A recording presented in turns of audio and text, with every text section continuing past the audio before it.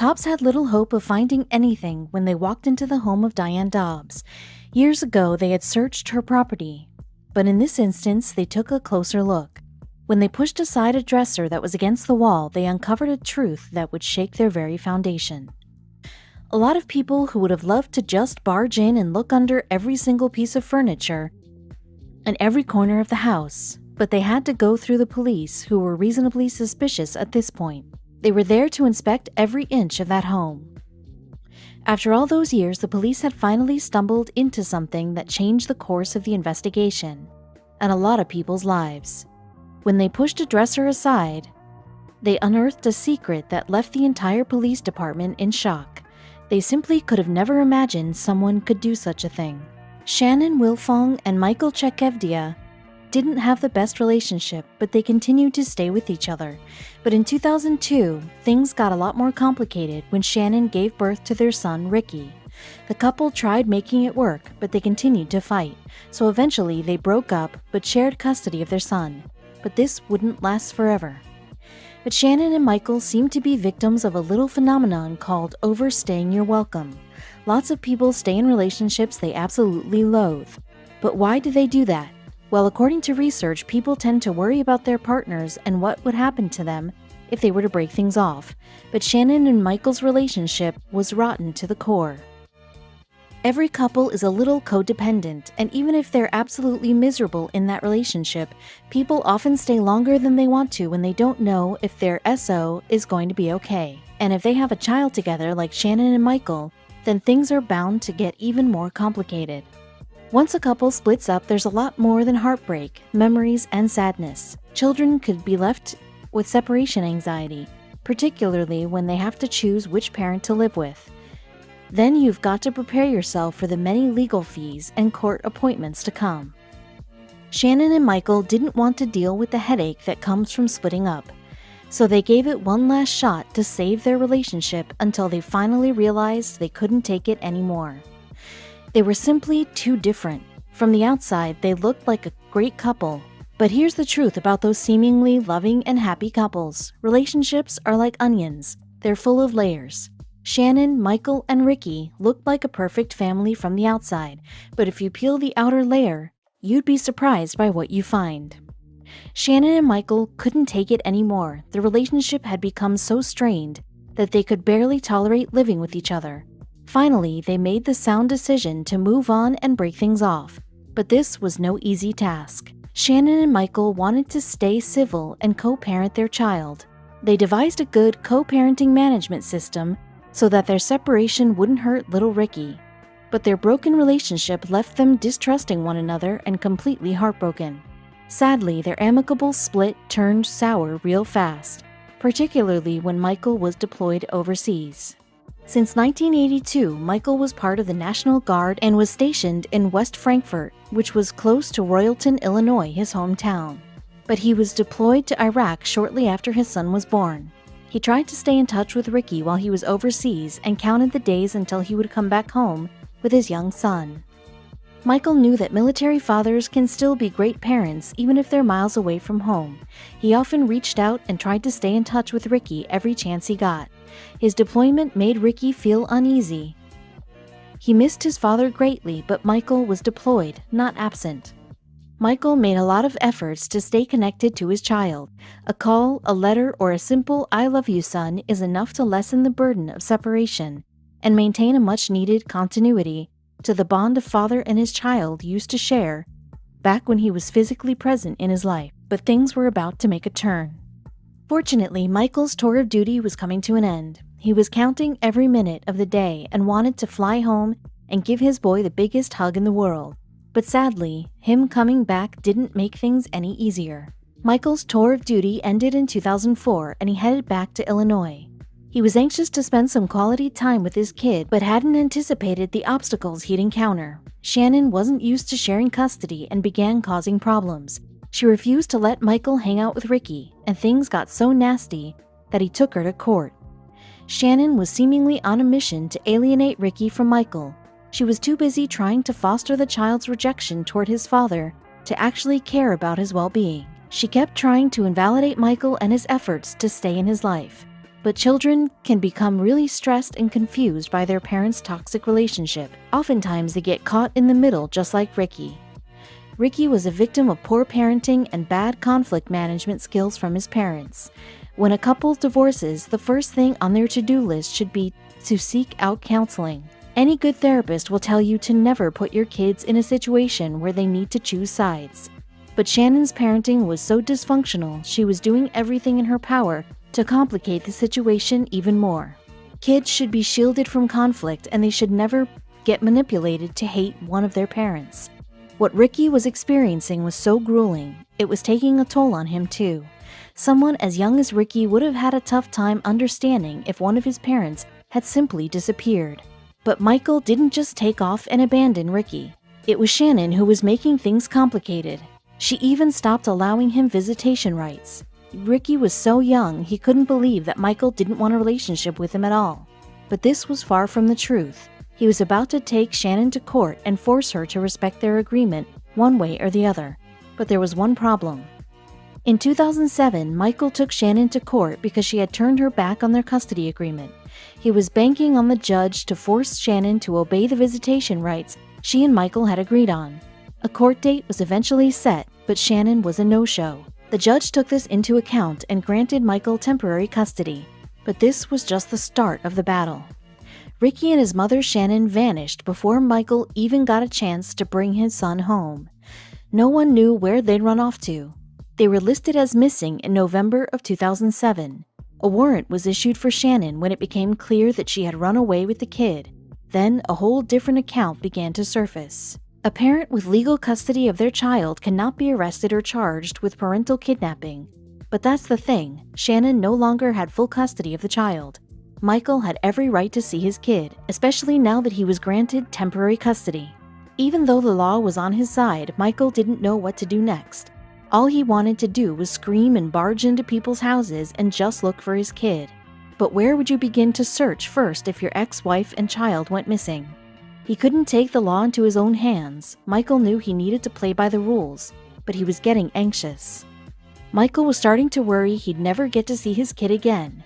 He knew he had to be patient with the police and let them do their work. After all, a court order didn't mean squat if they didn't know where Shannon had taken Ricky. But that was just one of the many issues he was about to face. He wasn't about to sit down and wait until Shannon grew some sense and decided to come home. But Michael could have never expected the mother of his child to be so manipulative and abusive. According to Shannon's mother, Diane Dobbs, Michael abused Ricky. Both she and her daughter allegedly raised these concerns before, but there was no evidence that this was true. Dobbs, however, believed Shannon took Ricky somewhere where he'd be safe from Michael. Diane made it her mission to ruin Michael's reputation. The law stipulates that someone is innocent until proven guilty, but we all know that's not the way it plays out in real life. Rumors have the power to destroy a man's reputation and even their career. Shannon, along with her mother, made sure to drag his name through the mud. They seemed to be on a mission, and that included letting neighbors and passers-by know what Michael supposedly did to his family. Michael and Diane lived only 3 miles away from one another. He soon learned that she had placed lots of posters in her front yard, claiming that Michael was a liar and a child abuser. He even handed out flyers at Michael's church and around the neighborhood to tarnish his reputation. Michael immediately assumed that Diane was keeping something a secret. Diane Dobbs was evidently incapable of distancing herself from the couple's conflict and focus on the needs of the child. She blindly went by whatever Shannon had told her, and now she was using every strategy she could think of to justify her daughter and grandchild's disappearance. Clearly, Diane was somehow in touch with Shannon. There was no other way to explain this woman's vendetta against Michael. Even if she did believe that Ricky's dad was abusive, why was she actively trying to destroy him? Why wasn't she looking for her grandson? Cops searched Diane's house for any signs of Ricky, and that was Michael's idea. But unfortunately, the police didn't find any clues that could solve his disappearance. 2 years later, and there was no news, but Michael continued to search, and then there was a break in the case in 2009. Michael wasn't about to give up on his son. He was on a quest to find out where Shannon had taken him. Even if it took him his entire life, this dad was willing to search all across if he had to. After they searched the house, the cops had to refocus the investigation until they received an unexpected call. A trip led police to look at Diane's home again. They investigated the two-story home, but explored every corner and made sure not to miss anything. Then cops noticed a wooden dresser that had been pushed up against the wall.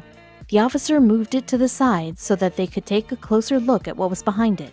Suddenly, everything made sense. There were many secrets inside Diane's home, but this one really took the investigators by surprise. They couldn't believe someone could be this vicious. They had evidently missed some crucial evidence when they searched the home the first time around, but there it was, and it all made sense now. Cops found a hole that led to a small 12-foot long, 5-foot wide, and 4-foot tall dark room behind the dresser. Inside it, they found Shannon hiding there with Ricky. Cops deduced that Diane had hidden her daughter and grandson away for almost 2 years. As they took the boy away, the cops were hit with the sad truth. All those years Michael spent searching for his boy finally paid off. After all those sleepless nights, he finally had an answer. He was glad the kid was alive and seemingly in good health, but rage took over fast the minute he realized what Shannon had done. Shannon and Diane had conspired to isolate Ricky and hide him in a 5x12 room that was the size of a washing machine. No one could believe Ricky's own mother could do that to him. It felt like a horrible movie plot, but this was Ricky and Michael's sad reality. What happened to Ricky was so bizarre that the story quickly spread like wildfire. When the media got a hold of it, they deemed Ricky the boy behind the wall. But he didn't get there by his own free will. Someone had forced him to spend all those years in isolation, and now they needed to pay for what they'd done. Sergeant Stan Diggs of the Illinois Police Department said, "We let him out of the patrol car and he ran around like he had never seen outdoors." He added, "It was actually very sad. He was very happy to be outside. He said he never goes outside." The cop wanted to give Ricky and his dad the justice they deserved. Being isolated for so long could have left Ricky with many health issues. It was clear that this child hadn't been outside in ages. Cops have seen it all, but they couldn't help but feel completely heartbroken by the way Ricky reacted when he went outdoors. It was heartbreaking, but how did they manage to hide him for so long? Shannon was taken into custody and charged with felony child abduction. Her mom, Diane, was also charged with aiding and abetting and was arrested. Then she was freed on bail and tried spinning the story to make it seem like Ricky had enjoyed freedom over the last 2 years, but the evidence didn't seem to match her story. Clearly, Shannon and Diane lacked the capacity to understand what they'd done to their own flesh and blood. If isolation can take a mental toll on an adult, imagine what it can do to a little boy like Ricky. Not only that, but he was probably made to believe that his dad had abandoned him. Freedom almost always brings a sense of calm, relief, and elation, but adjusting back to normal life can be pretty difficult once you've been kept in isolation. There was no way that Ricky could have simply walked into his old life. Anyone could see that Ricky had been kept completely isolated from the world. He spent the last years confined in a tiny room, away from everything and everyone. Transitioning from isolation to daily normal life would result in significant adjustment difficulties for the kid. And the fact that Shannon was denying it had any type of negative effect on him was infuriating to say the least. But she would get punished for what she'd done, right? Neighbors were interviewed and they claimed they never saw Ricky outside Diane's home. The child showed signs of isolation but was in good spirits. Sergeant Diggs added, "For someone who's been isolated in that house with no other outside beings, he is a very social, very polite, very talkative little boy." But for Diane and her daughter, luck had just about run out. Justice was getting served, but Shannon and Diane were clearly in denial. Luckily, Ricky was adjusting well, and he didn't seem to be too traumatized about the experience. Still, the public hoped to see Shannon and Diane behind bars for what they'd done to Ricky and Michael. But for some reason, the law turned a blind eye, or so it seemed. After appearing on Good Morning America, Diane was once again arrested.